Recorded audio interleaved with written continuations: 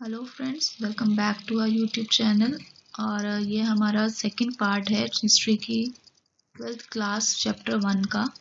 और अगर आपने अभी तक यूट्यूब चैनल को सब्सक्राइब नहीं किया है तो प्लीज़ डू सब्सक्राइब। तो चलो आगे कंटिन्यू करते हैं।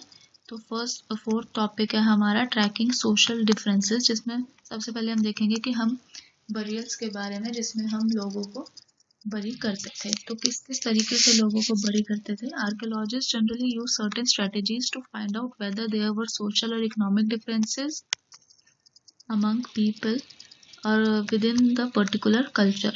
These include studying burials.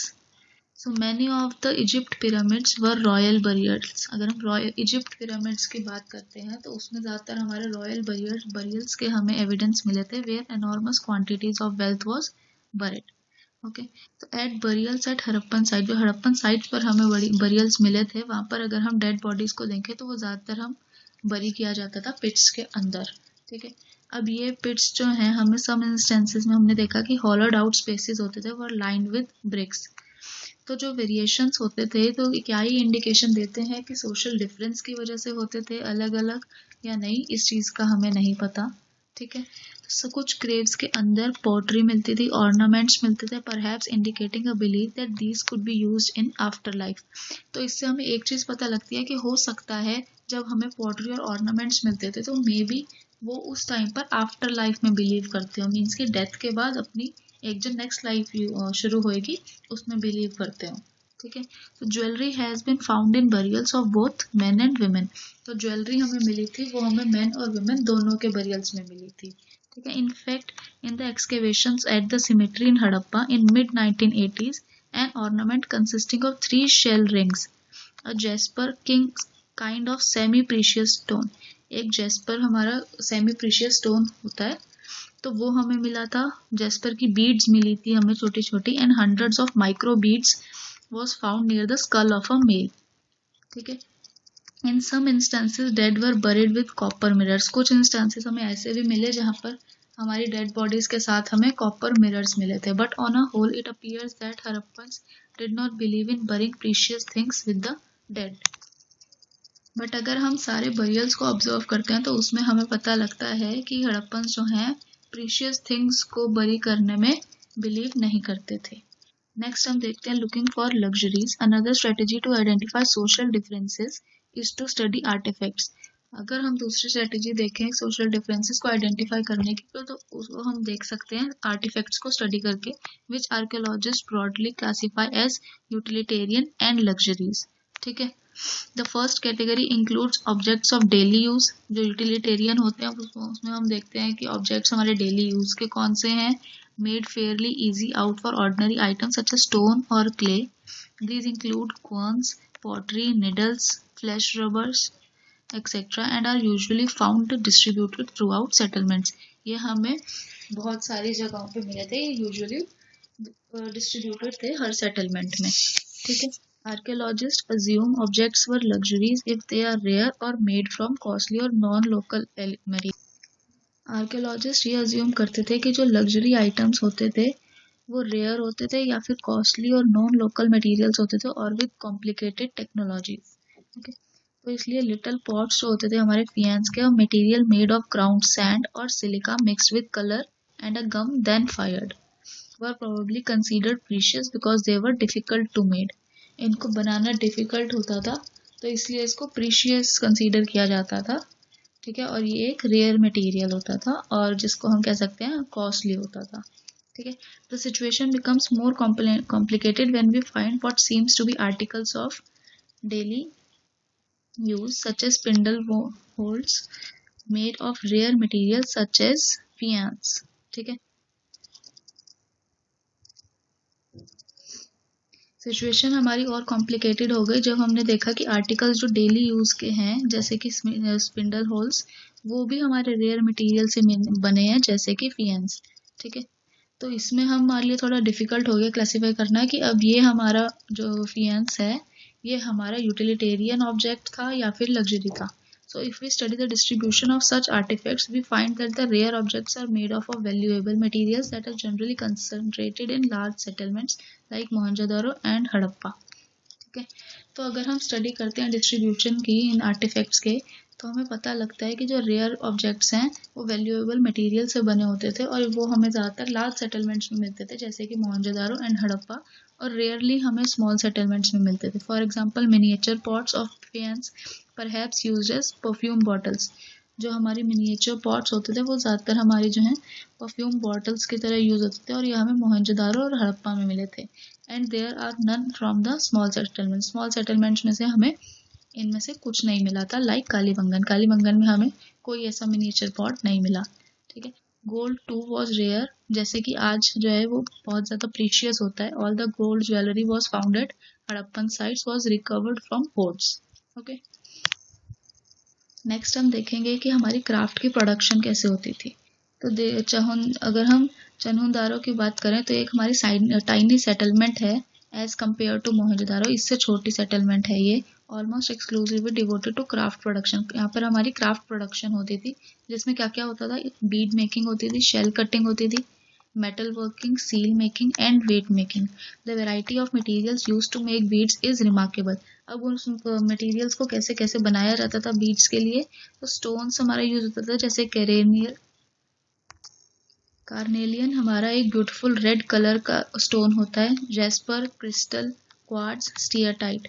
Metal कौन कौन से यूज होते थे, copper, bronze and gold, and shell and faience and terracotta and burnt clay. ये सब हमारा यूज होता था हमारा बीड्स बनाने के लिए। ठीक है। सम बीड्स वर मेड ऑफ 2 और मोर स्टोन्स। कुछ बीड्स ऐसे भी होते थे जिसमें हमारे 2 या उससे ज़्यादा स्टोन्स का यूज होता था और उनको सीमेंट टुगेदर किया जाता था, मीन्स एक साथ जोड़ा जाता था। Some of stones with gold caps, कईयों की गोल्ड कैप्स भी होती थी। और शेप्स हमारी डिफरेंट डिफरेंट थी, जैसे कि disc shaped, cylindrical, spherical, barrel shaped और segmented. Some were decorated by incising और painting and some had designs added to onto them. कुछ जो है हमारी पेंटिंग होती थी कुछ बीड्स पर, और कुछ के अंदर डिजाइंस होते थे उसके ऊपर। ठीक है। जैसे हम यहाँ पे देख सकते हैं लाइंस, ये हमारे डिजाइंस हैं। These all are little little beads जो अलग अलग मटेरियल से बनाई गई हैं। ठीक है। Techniques for making beads differed accordingly to the material. जो टेक्निक यूज होती थी बीड्स बनाने के लिए वो मटेरियल के अकॉर्डिंग यूज होती थी कि कौन से मटेरियल के लिए कौन सी टेक्निक सूटेबल रहेगी। जैसे हम बात करेंगे स्टीयरटाइट की, तो एक वेरी सॉफ्ट स्टोन होता है, वॉज इजिली वर्कड। ये हमारा इससे बीड्स आराम से बन जाते थे। Some beads were moulded out of paste made from steatite powder. कुछ बीड्स जो हैं इसका पाउडर बना के, क्योंकि ये सॉफ्ट स्टोन होता था तो इसका पाउडर बना के इनकी बीड्स बनाई जाती थी। This permitted making a variety of shapes unlike the geometrical forms made out of harder stones. जो ज्योमेट्रिकल फॉर्म्स बनती थी हमारी बीड्स की वो हमारी हार्डर स्टोन्स से बनती थी। Okay. How the steatite microbead was made remains a puzzle for archaeologist studying ancient technology. अब स्टीयरटाइट माइक्रोबीड कैसे बनती थी वो अभी भी आर्कियोलॉजिस्ट फाइंड नहीं कर पाए हैं। Archaeologists' experiments have revealed that the red color of the carnelian was obtained by firing the yellowish raw material and beads at various stages of production. तो ये इसका जो हमारा रेड कलर आता था ये येलो रॉ मटेरियल को और बीड्स को अलग अलग स्टेजेस पर फायर करके आता था। ठीक है। Nodules were chipped into rough shapes and then finally flaked into the final form. ठीक है। तो नोड्यूल्स को चिप किया जाता था रफ शेप्स में और उसके बाद उनका अलग से फ्लेक करके उसकी फाइनल फॉर्म दी जाती थी। ठीक है। Grinding, polishing and drilling completed the process. Specialised drills have been found in Chanhudaro and Lothal, more recently at Dholavira. यहाँ पर हमें इनके एविडेंस मिले हैं। ठीक है। These were Nageshwar and Balakot की अगर हम बात करें तो ये हमारे स्पेशलाइज्ड सेंटर्स हैं फॉर मेकिंग शेल ऑब्जेक्ट्स, जिसमें हमारे क्या क्या आते हैं, bangles, ladles and inlay which were taken to other settlements. Similarly it is likely that finished products such as beads from Chanhudaro and Lothal were taken to the large urban centres such as Mohenjodaro and Harappa. यहाँ से Lothal and चन्हुदारो से हमारे ये जो है large urban centres पे लेके जाए जाते थे, जैसे कि मोहनजोदारो एंड हड़प्पा। ठीक है। In order to identify centers of craft production, archaeologists usually look for the following: raw materials such as stone nodules, whole shells, copper ore, tools, unfinished objects, rejects and waste material. ठीक है। Craft की production के लिए archaeologist जो हैं उनके raw materials के लिए सर्च करते थे, जिससे उनको पता लगता था कि हाँ क्राफ्ट प्रोडक्शन हुई थी यहाँ पे। तो उसमें क्या क्या सर्च किया उन्होंने, स्टोन नोड्यूल्स को देखा, अगर हमें स्टोन नोड्यूल्स मिल जाएं, old shells, copper ore, tools, unfinished objects, rejects या फिर वेस्ट मटेरियल। जब भी हम कोई भी प्रोडक्ट रेडी करते हैं तो उसका वेस्ट मटेरियल होता ही है, तो आर्कियोलॉजिस्ट ने उसके लिए सर्च किया। ठीक है, in fact waste is one of the best indicator of the craft work. For instance, if shell or stone is cut to make objects, then pieces of these materials will be discarded as waste at the place of production. ठीक है. Sometimes larger waste pieces were used up to make smaller objects, but minuscule bits were usually left in the work area. कभी कभी जो large waste pieces होते थे वो भी हमारे स्मॉल ऑब्जेक्ट्स को बनाने में काम आते थे. These traces suggest that apart from small specialized centres, craft production was undertaken in large cities. सिर्फ छोटे सेंटर्स पे ही नहीं, हमने ये भी नोट किया कि हमारे लार्ज सिटीज में भी होते थे, जैसे कि Mohenjodaro and Harappa. Okay, next हम देखेंगे कौन कौन सी स्ट्रेटेजीज यूज होती थी for procuring materials. As is obvious, a variety of material जो हमारा यूज होता था क्राफ्ट प्रोडक्शन में, तो कुछ जो है जैसे कि क्ले, वो तो हमारा लोकली अवेलेबल हो जाता था, लेकिन जैसे कि स्टोन, टिम्बर, मेटल, ये हमें आउटसाइड से प्रोड्यूस करना पड़ता था.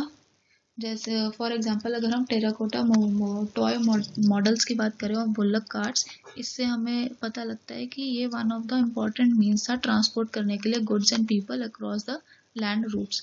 रिवरराइन routes along the Indus and its tributaries as well as coastal routes were probably used. तो ये माना जाता है कि हो सकता है उस टाइम पे इंडस और उसकी जो ट्रिब्यूटरीज का रूट्स है और कोस्टल रूट्स हैं वो उस टाइम पे यूज होते हैं गुड्स और लैंड पीपल की ट्रांसपोर्टेशन के लिए. ठीक है, अब देखते हैं materials from subcontinent and beyond. The Harappans produced materials for craft production in many ways. For instance they established settlements such as Nageshwar and Balakot in areas where shell was available. तो material को produce करने के लिए craft production के लिए अगर हम example इसका देखें तो हमारी जो सेटलमेंट थी नागेश्वर और बालाकोट में, यहाँ पे एस्टेब्लिश करी गई, जिससे कि यहाँ पर क्योंकि हमारी शेल जो है अवेलेबल होती थी. अदर सच साइट्स जैसे कि शोर्तगई, ये हमारा अफगानिस्तान में होता था, near the best source of lapis lazuli, a blue stone that was apparently very high valued, and Lothal which was near the sources of carnelian. तो जो शोर्तगई था वो हमारी सेटलमेंट कहाँ पर थी, जहाँ पर हमें ये लापिस लजुली मिलता था, ब्लू स्टोन जो बहुत हाई वैल्यू का होता है, और लोथल हमारी जो सेटलमेंट थी वो हमारे उस इसके पास थी जिसके कार्नेलियन हमें, जहाँ पे हमें कार्नेलियन मिलता था. ठीक है, स्टीयरटाइट भी वहीं मिलता था और मेटल हमें राजस्थान के पास मिलता था. ठीक है, तो यहाँ पर हमने अपने सेटलमेंट्स जो है उनको फ्लरिश किया बिकॉज इसके आसपास हमें क्या कहते हैं मटेरियल्स मिलता था फॉर क्राफ्ट प्रोडक्शन. ठीक है, another strategy for procuring the raw materials in may have been to send expeditions to areas such as Khetri region of Rajasthan for copper. Rajasthan में कॉपर के लिए हमने कॉपर मिलता था, इसलिए वहाँ पर एक्सपीडिशंस हम करते थे, और साउथ इंडिया से हमें गोल्ड मिलता था. These expeditions established communication with the local communities. In expedition से हमारा जो है लोकल कम्युनिटी से भी कम्युनिकेशन बढ़ गया था. Occasional finds of Harappan artifacts such as steatite microbeads in these areas are indication of such contact. There is evidence in the Khetri area for what archaeologists called Ganeshwar Jodhpur culture. तो जो Khetri reason है हमारा राजस्थान का, इसको हम गणेश्वर जोधपुर कल्चर भी बोलते हैं. With its distinctive non-Harappan pottery and unusual wealth of copper objects, it is possible that the inhabitants of this region supplied copper to the Harappans. तो ये पॉसिबल हो सकता है कि यहाँ रीजन के जो लोग थे ये हड़प्पन्स को कॉपर प्रोवाइड करते हों. ठीक है, next is contact with distant lands. Recent archaeological find suggest that a copper was also probably bought from Oman. Copper जो है हमें ओमान से भी मिलता था on the south eastern tip of the Arabian peninsula. Chemical analysis have shown that both Omani copper and the Harappan artifacts. जो हमारी chemically analysis अगर हमने करी है तो उससे हमें पता लगा है कि जो ओमानी कॉपर है और जो हड़प्पन आर्टिफैक्ट्स मिले हैं हमें, उन दोनों के अंदर ट्रेसेस मिले हमें निकल के सजेस्ट अ कॉमन ओरिजिन. जिससे हमें पता लगता है कि ये दोनों कॉमन ओरिजिन के हैं. There are other traces of contact as well. A distinctive type of vessel, large Harappan jar coated with thick layer of black clay has been found at Omani sites. एक distinctive type का vessel है ये हमारा, जो large Harappan jar है coated with thick layer of black clay has been found. ये हमें Omani sites पर मिला है. ठीक है. Such thick coatings prevent the percolation of liquids. इससे लिक्विड्स जो है हमारे वो बाहर नहीं आता है. We do not know what was carried in these vessels, but it is possible that Harappans exchange the contents of the vessels from for Omani copper. ये तो हमें कंफर्म नहीं है कि ये वेसल्स का यूज किस लिए होता था, बट ऐसा पॉसिबल हो सकता है कि इसके अंदर हमारा ओमानी कॉपर आता हो. Mesopotamian text datable to the third millennium refer to the copper coming from a region and called Magan, जो पहले नाम होता था ओमान का. तो मेसोपोटामियन टेक्स्ट के अंदर जो हमें थर्ड BCE में मिले हैं, उससे हमें पता लगता है कि कॉपर हमारा मगन से आता था, जिसका नाम ओमान है अब. ठीक है. Interestingly enough copper found at Mesopotamian sites. जो कॉपर है हमें वो मेसोपोटामियन साइट्स पे मिला है. Contains traces of nickel. Other archaeological finds suggest a long distance contacts include Harappan seals, weights, dice and beads. Harappan seals, weights और डाइस और beads भी हमें वहाँ पे मिली हैं. In this context, it is worth noting that Mesopotamian text mention contact with the regions named Dilmun, जो हो सकता है बरेन का आइलैंड होता हो, मगन जिसको हम ओमान कहते हैं, and Meluhha possibly the Harappan region, और मेलुआ जिसको हड़प्पन रीजन कहा जाता है. They mention the products from Meluhha, carnelian, lapis lazuli, copper, gold and variety of wood. तो इसके अंदर हमारे जो है प्रोडक्ट्स के मेंशन किए गए हैं, जैसे कि carnelian, lapis lazuli and copper, gold and variety of would. ठीक है. So, Mesopotamian text refers to Melua as a land of seafarers. Mesopotamian text के अंदर मेलुआ का मतलब हमें land of seafarers दिया हुआ है. Besides, we find depictions of feasts and of ships and boats on seals. तो seals के ऊपर भी हमें ships and boats की फिगर नजर आती है. ठीक है. अब अगर इस फिगर में हम देखें तो ये पर्शियन गल्फ सील है, found at the Bahrain, sometime carries Harappan motifs. Interestingly local Dilmun weights followed by the Harappan standard. ठीक है. अगर ये वाली सील देखें तो इसमें हमें बोट की फिगर दी हुई है, दिस वन. तो इससे हमें पता लगता है कि हो सकता है उस टाइम पर सी रूट्स भी फॉलो होते हो. ठीक है.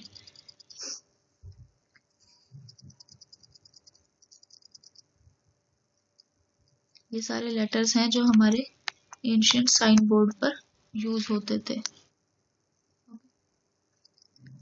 नाउ ये जो सील्स, स्क्रिप्ट्स एंड वेट्स हैं, इसके अंदर सबसे पहले हम देखेंगे सील्स और सीलिंग्स.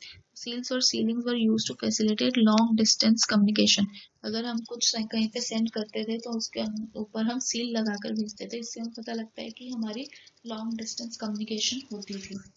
ठीक है. Imagine a bag of goods being sent from one place to another. Its mouth was tied with rope. On the note was affixed some wet clay on which one or more seals were pressed, leaving an impression. जिसमें हम इसका seal का impression लगा देते थे. If the bag reached with its sealing intact, it means that it has not been tampered with. अगर हमारा bag exact पहुंच जाता है तो इसका मतलब कि उसके सील को किसी ने अफेक्ट नहीं किया है. ठीक है. खोलने की कोशिश नहीं की है. The sealing also conveyed the identity of the sender. इससे हमें ये भी पता लगता था कि कहाँ से हमारा वो बैग आ रहा है. ठीक है. An enigmatic script. Harappan seals usually have line of writing, probably containing the name and the title of the owner. Scholars have suggested that the motif, generally an animal, conveyed a meaning to those who could not read. Most inscriptions, ज़्यादातर inscriptions जो है हमारी वो short होती थी, और longest जो हमें मिली है वो हमें मिली है जिसमें 26 साइंस हैं. Although the script remains undeciphered, script को तो हम अभी भी नहीं पढ़ पाए हैं, but it was evidently not alphabetical, where each sign stands for a vowel or a consonant. As it has just too many signs, इसके बहुत सारे साइंस हैं. अगर हम उस टाइम की राइटिंग्स में देखें, अराउंड 375 और 400 के बीच. ठीक है. It is apparent that script was written from right to left, as some seals show a wider spacing on the right and cramping on the left, as if the engraver began working from right and then ran out of space. अगर हमारा ये इसमें हम लिखेंगे, अगर इसमें हम लिखते हैं तो हमें ऐसा होता था कि इस साइड पे हमें बहुत सारा स्पेस नज़र आता था और यहाँ से लिखना स्टार्ट होते थे, देन ऐसे. Okay, so consider the variety of objects on which writing has been found. Seals में मिली हमें राइटिंग, कॉपर टूल्स में मिली, rims of jars, copper and terracotta tablets, jewellery, bone rods, even an ancient sign board में भी हमें मिली. अब अगर वेट्स की बात करें तो exchanges were regulated by precise system of weights usually made up of stone, जिसको हम चर्ट बोलते हैं. वेट्स को मेजर करने के लिए हम जो स्टोन यूज करते थे उसका नाम था चर्ट. ठीक है, and it was generally cubical with no markings. The lower denominations of weights were binary 1, 2, 4, 8, 16 etc. to 12,800. यहाँ तक हमारे वेट के मेजर्स होते थे. while the higher denominations followed by decimal system. जो हायर डिनोमिनेशंस होते थे वो डेसिमल सिस्टम से हम करते थे. The smaller weights were probably used for weighing jewellery and beads. जो स्मॉलर डिनोमिनेशंस होते थे वो यूज होते थे ज्वेलरी और बीड्स का वेट नापने के लिए. And metal scale pans have also been found. जो मेटल के स्केल पैन्स हैं वो भी हमें उस टाइम पर मिले थे. आगे का टॉपिक हम नेक्स्ट क्लास में कवर करेंगे. इस वीडियो के लिए इतना ही. Thank you.